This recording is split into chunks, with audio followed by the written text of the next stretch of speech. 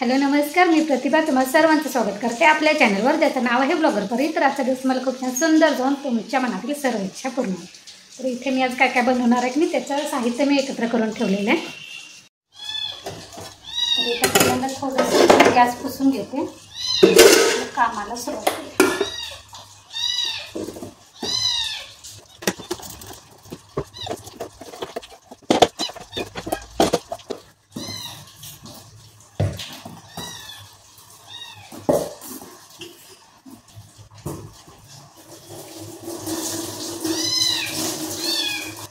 की बाई किती ओरडते.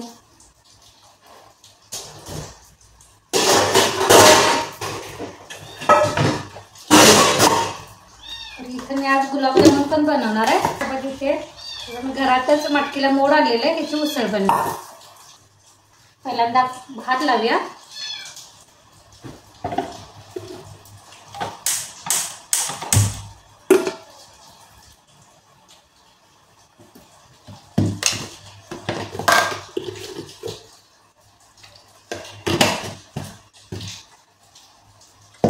आणि इथे मी शाबू भिजत घातलेली रात्री, म्हणजे आज आषाढी एकादशी आहे आणि माझ्या एकटीचीच आहे. पण ही मी घातली नव्हती, मी रात्री विसरले होते, म्हणजे आणायला सांगितली आणि बाहेर हॉलमध्ये ठेवली होती आणि तशीच राहिली. त्यानंतर नील जागा होतं, त्यानंतर ती बघितली. मग मला म्हटलं की मम्मी शाबू भिजत घालू का, तू कशाला आणलीस? म्हटलं माझा उपवास आहे. तर म्हटलं राहू दे, आता कंटाळा आला, मी सकाळी घालते म्हटलं भिजत लवकर, म्हणजे दुपारपर्यंत भिजेल. तर नको म्हटलं मी घालतो. त्याने ही रात्री मी सांगेल तसं मी भिजत घातलं होतं आणि माझ्या फराळाला पण होईल आणि हा सगळ्याचा नाश्ता पण होईल. एका बाजूला बटाटे लावून घेऊया आपण.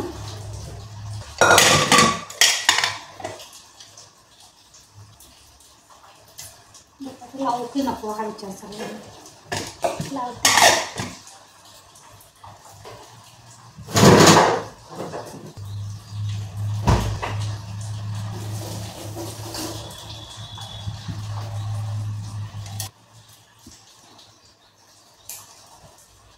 आणि एकादशी उद्या सकाळी सोडायची असते.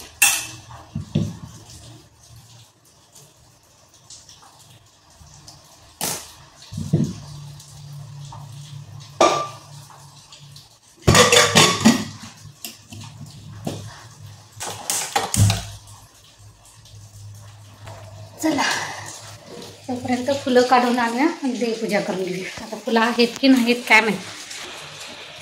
पाऊस जास्त पडायला लागला की फुलं जास्त उठत नाहीत. एवढी मला वाटलेलं की पाऊस जास्त आहे म्हटल्यावर फुलं जास्त भेटतात का नाहीत काय माहीत. पण पांढरी जास्वंदी एकच भेटल्या, पण लाल जास्वंदी भरपूर भेटले. चला पूजा करून घेऊया.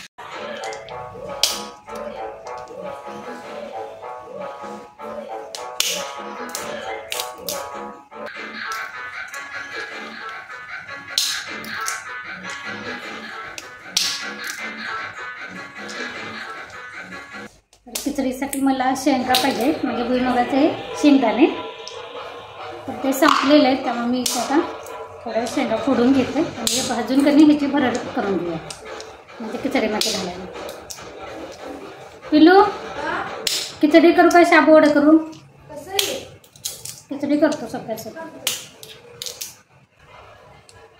हे असे असतात ते मी तांबड्या कलरचे शेंगदाणे. तर याचं नाव काळूबळ आहे, म्हणजे ह्याचा प्रकार, ह्याच्या प्रकाराचं नाव काळूबळ शेंगदाणे.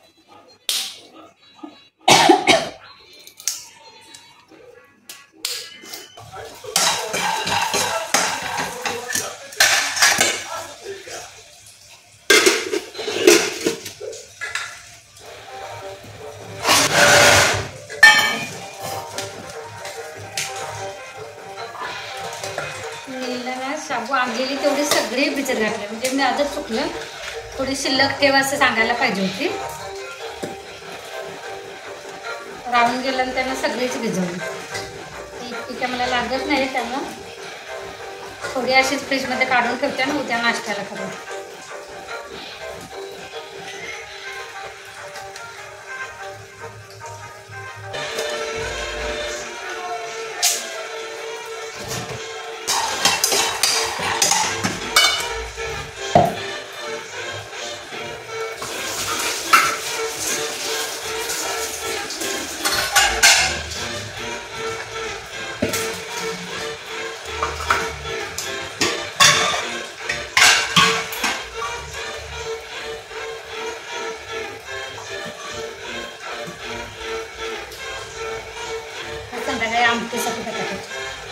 एकादशीला की बटाट्याची आमटी केली जाते संध्याकाळी, म्हणजे वरीचा भात आणि बटाट्याची आमटी. तर म्हटलं सारखं सारखं उकडायला नको म्हणून मी एकदमच उकडून घेतलं. आता ते बटाटे मी पिलू आवाज खूप आहे पिल्या आवाज लय.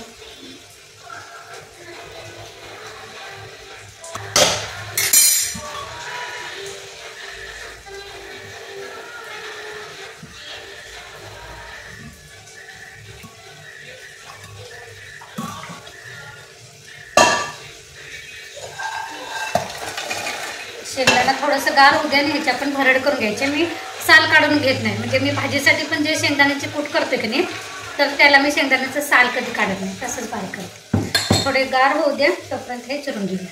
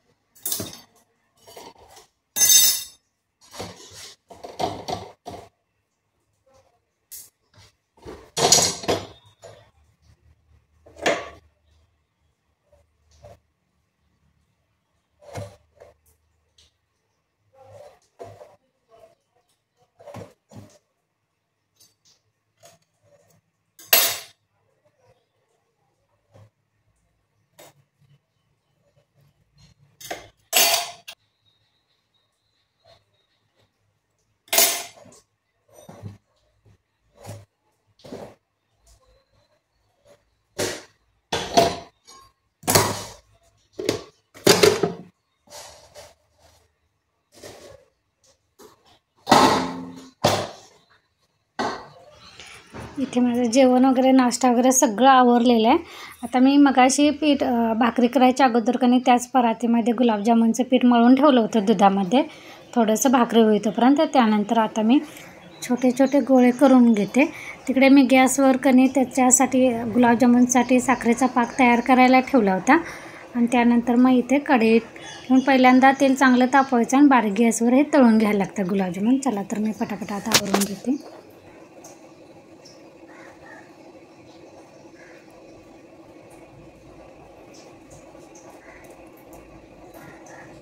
चार्ली काय करायला अरे बसा. त्या बाजूला माझा पाक पण तयार झालेला आहे आणि इकडे कधी गुलाबजामुन पण तळून झालेले. फक्त ते आता गार होऊ देणार आणि त्यानंतर त्या साखरेच्या पाकामध्ये घालून ठेवणार.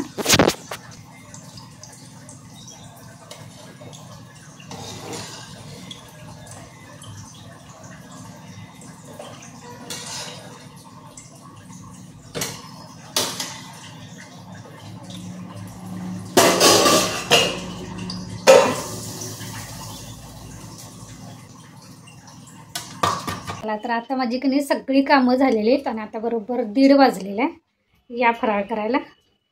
आणि ह्यासोबतच आता ब्लॉग पण इथंच बंद करते. पुन्हा भेटू नवीन ब्लॉगमध्ये. तोपर्यंत धन्यवाद.